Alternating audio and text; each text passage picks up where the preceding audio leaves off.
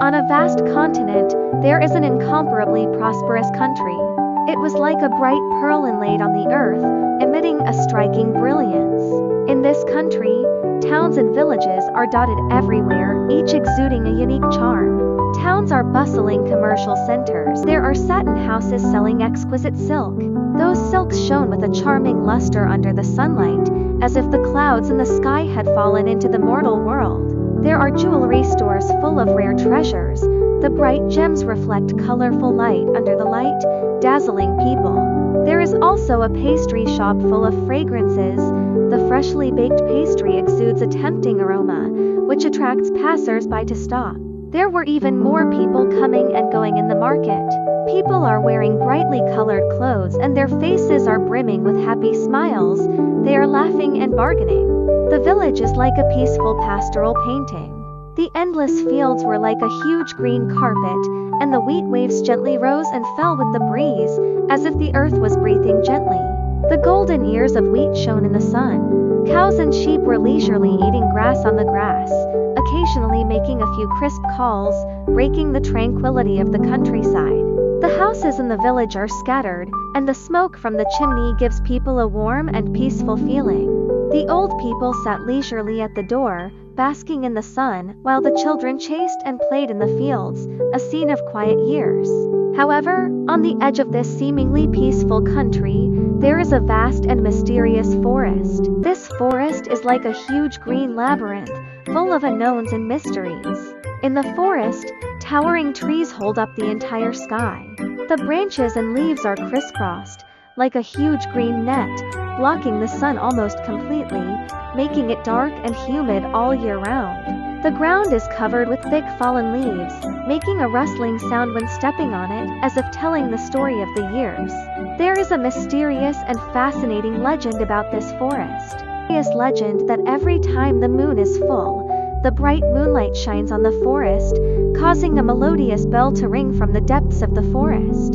The bell echoed in the night sky like the sound of nature. The ringing of the bell was crisp and pleasant, as if it was a call from another world. Those who hear the bell will experience a miraculous change in their destiny. Some will acquire endless wealth and live a luxurious life, live in a magnificent palace. Others will encounter terrible doom and fall into endless pain. And all of this depends entirely on the good and evil in the listener's heart. Some people say that it is a call to happiness, a gift from heaven to good people. Others said it was a warning from another world, a punishment for evil people. In the kingdom, there is a girl named Emily, who is like a flower blooming in the sun, kind, innocent, and full of curiosity about everything in the world. Her eyes were bright and clear, as if they were hiding countless little secrets. Her smile was sweet and bright, like the first rays of sunshine in spring, warming everyone's heart. When she heard the legend, her heart was filled with doubts. The questions kept crawling in her mind like little bugs. Why is the bell so powerful? Where does it come from? These questions were like a huge magnet, attracting her curiosity. So, on a full moon night, the moonlight shone on the earth like water, as if it covered the whole world with a layer of silver gauze. Emily sneaked into the mysterious forest without telling her family. When she stepped into the forest, the moonlight shone on the ground through the cracks in the branches, forming strange light spots. Those light spots are like little fairies, jumping and flashing on the ground. The surroundings was terribly quiet, as if the whole world had been pressed to mute. Occasionally, there were a few owl calls, which were sharp and harsh, as if a ghost in the forest was issuing a warning, making her heart beat faster involuntarily. As she walked, a breeze blew by, and the wind was like a pair of gentle hands, gently caressing her face. The bell sounded faintly, like a beautiful piece of music, crisp and pleasant, as if there was an invisible magic that attracted Emily to move forward. She followed the direction of the bell carefully, taking every step very lightly, for fear of alerting the mysterious creatures in the forest. Suddenly, she heard a groan of pain, which was faint and miserable, as if someone were crying in the dark. Following the sound, she found that it was an injured fawn, its legs tightly clamped by a trapper. The deer's eyes were filled with fear and pain, and it collapsed to the ground feebly. There was a surge of pity in Emily's heart, and she didn't bother to look for the bell, so she stepped forward immediately.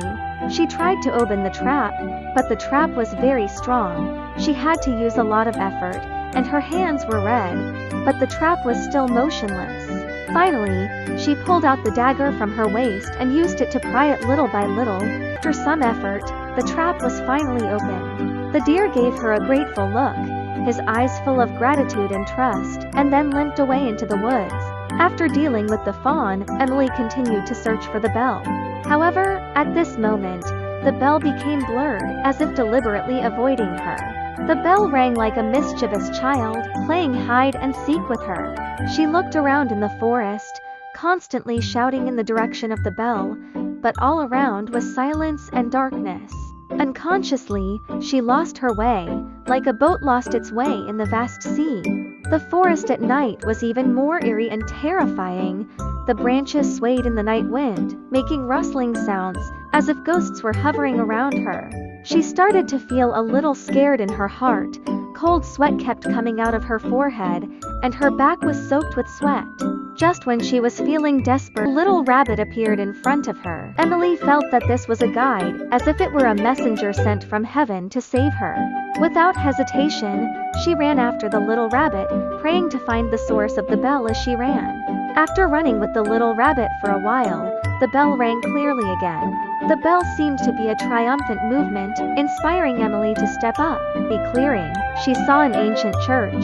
This church is like an old man who has gone through the vicissitudes of life, standing there quietly. The walls of the church were in ruins, and the bricks had fallen off, revealing the dirt inside. Most of the glass on the windows was also broken, leaving only some incomplete fragments, which flickered strangely under the moonlight. But the huge bell is still hanging on the bell tower, as if telling the glory of the past.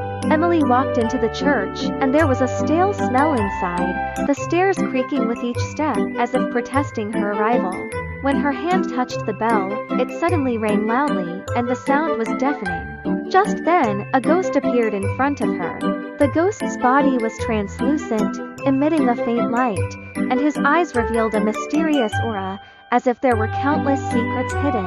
The ghost looked at Emily and said in a low and hoarse voice, "Kind girl, you have come here through hardships, and I can grant you one wish. However, you must know that every wish has its price." Emily thought about it. Her eyes were firm and bright, and she said, "I hope our kingdom will always be peaceful and people can live happily." The ghost nodded and said, "Your wish is good, but it will cost you something. You will lose your most precious thing, your memory. Will you?"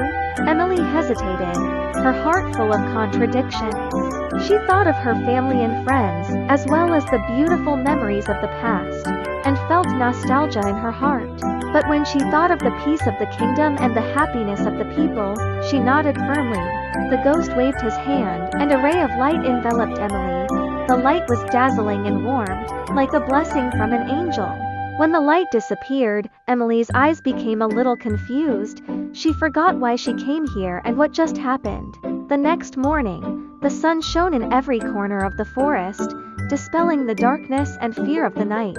Emily was found by her family at the edge of the forest. She returned to the kingdom, and although she lost that memory, she was still kind and happy. Her smile is still bright, like a flower in spring, blooming in everyone's heart. And since then, the kingdom has really become more peaceful and prosperous, and people's lives have gotten better and better. The streets became more lively, and people's faces were filled with happy smiles. The crops in the fields grew more lush, and the cattle and sheep became fatter. The mysterious bell occasionally rings on the night of the full moon. For Emily, will she meet the bell again someday in the future and retrieve that lost memory? All of this is still unknown.